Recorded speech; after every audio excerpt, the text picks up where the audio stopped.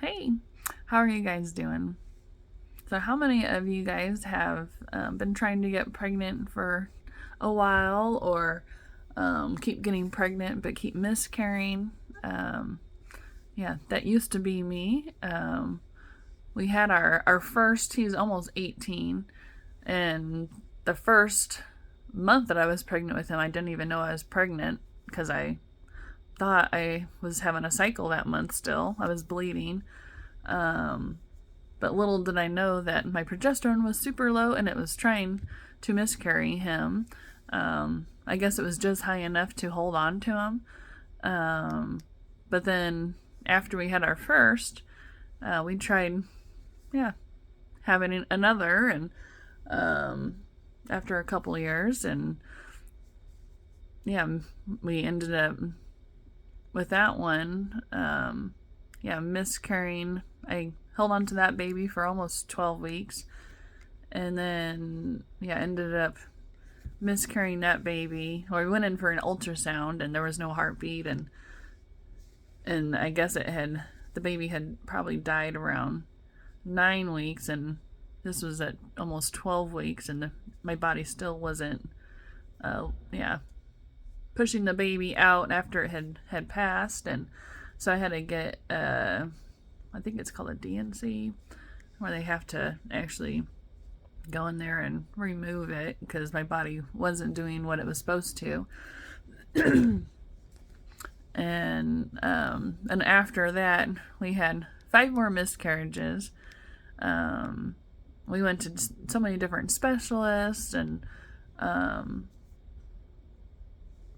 every time I'd find out I was pregnant,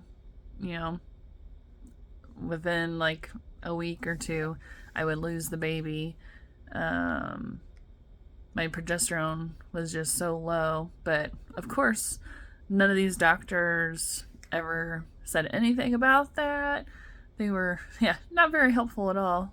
And we finally ended up going to some kind of, I can't remember what it was called, some kind of specialist. It was like an hour and a half away. Maybe it was 2 hours, but they ended up putting me on progesterone shots and heparin shots I had to take every 12 hours. And the progesterone shots I had to do a couple times a week, I think. That was not fun. Those are huge shots in the butt, and the heparin you had to put in your stomach, and I hate needles, so that was definitely not fun. But the heparin you had to do like the whole entire pregnancy until 6 weeks after, and the progesterone they started me on after I found out I was pregnant. And then that was just a horrible pregnancy. The heparin thinned my blood so bad. My veins in my legs were horrible from that. Like 5 minutes was like the longest I could stand. And like my veins would be sticking out about 1.5 inches on my ankles, and they just felt like they were going to explode. So that was definitely no fun. And then with my third, we just were not having any luck. And my mom she was very into health and did lots of researching, and she had told me she thought I needed progesterone. So she took me to a health food store, and she bought me my first bottle of progesterone, and I started it like that day, and that same month I got pregnant with our third.